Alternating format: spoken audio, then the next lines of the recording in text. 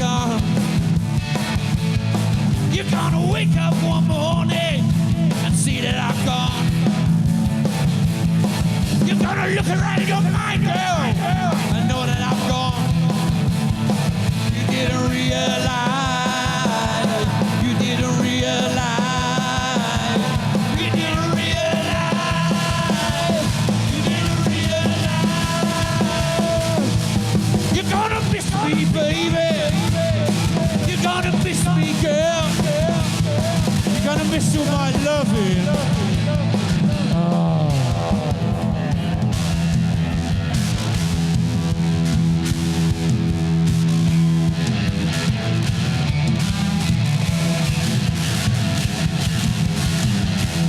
Paid you a warning, and you never needed it. How can you say you miss my loving, and I never needed it?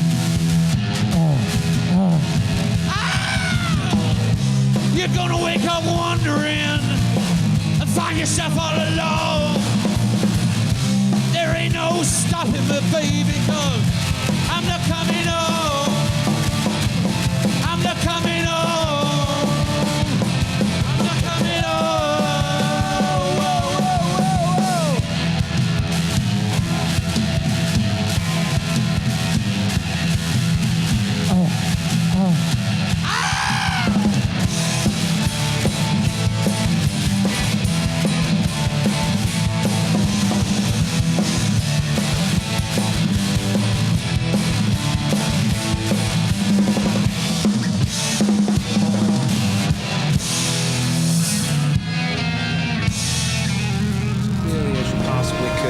Bullet time is something that was conceived for The Matrix. Well, that's not entirely true. The very first man to freeze time was Tim Macmillan from Time Slice Films in Bath. I developed this time slice technique and the time slice camera when I was at college, and it was so ahead of its time that it really didn't relate to the world around it. It does now, but back then it was so off the wall, you know, to be presented with this amazing paradox of being able to keep motion yet freeze time. It's over 20 years since Tim created time slice cameras, and he's still experimenting with the technique.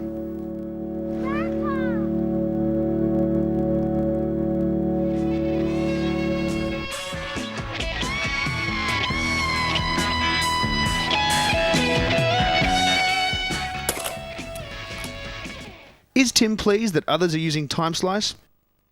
Or has Hollywood pocketing his idea left him feeling slightly winded?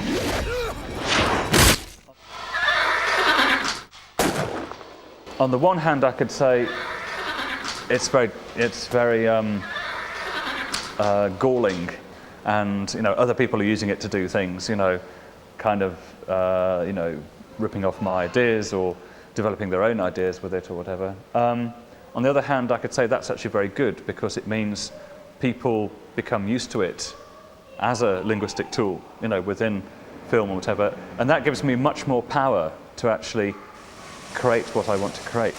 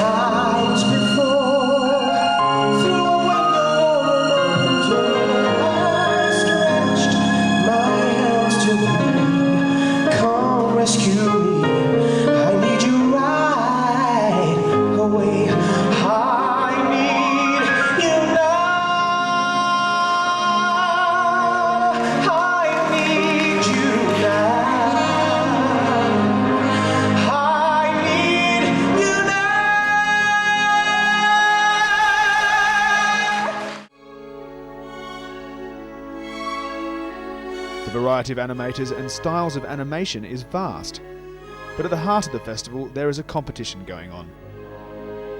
We were lucky enough to meet one of the jurors while he was taking time out to sketch a Utrecht scene.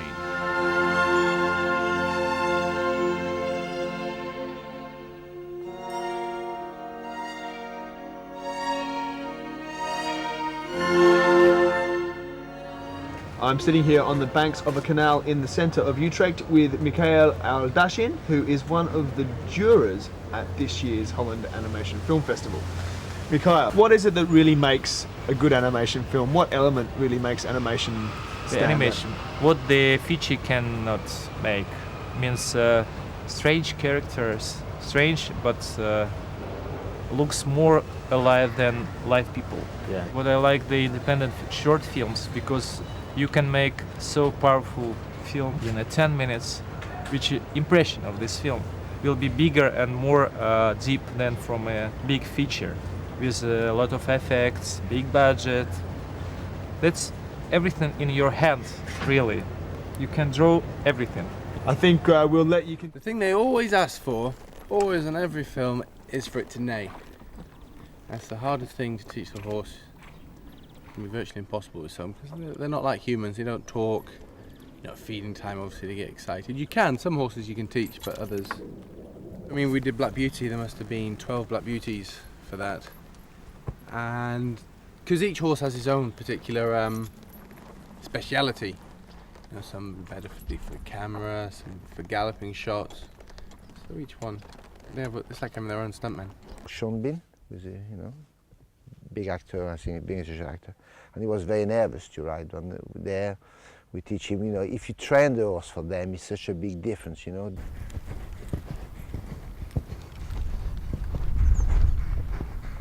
We only allowed to follow the horses a certain way when they are trained. We far more careful. And if they are your animals, you're not going to put them to any dangers. But but at the same time, they're quite, they like a bit of thrill. That's part of their life.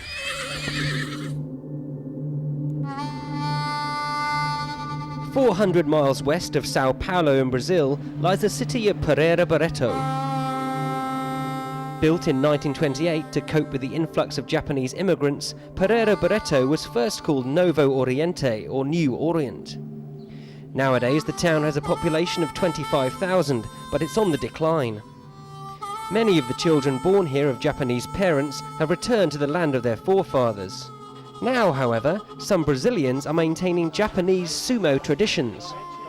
Marcos Santana, for one, is proud to wear the mawashi, the 9-metre-long silken loincloth worn by rikishi.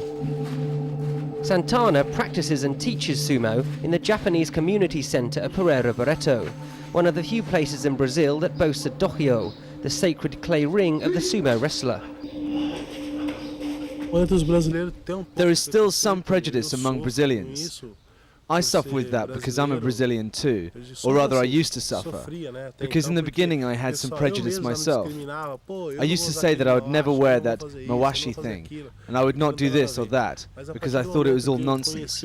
But when I eventually got to know the sport better, I started to understand things and then like them. In the end I identified myself with the sport, and today I love it. I think this prejudice barrier has been removed every day, step by step. Santana's day job is one where he can make use of his huge frame. He's been the warden in Pereira Barreto police station for the past 5 years. Currently, he's keeping watch over 47 inmates.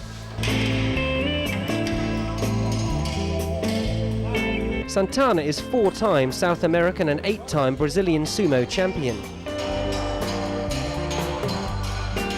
Despite his success, he's never made a cent out of the sport.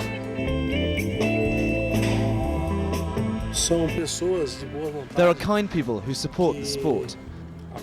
I mean people from the Japanese community. And I know it's difficult for them because they spend money organising the championship. But there's no money left to sponsor the athletes. And the problem is that you get involved in sumo, you like it, but you can't develop yourself any further because there's no sponsorship.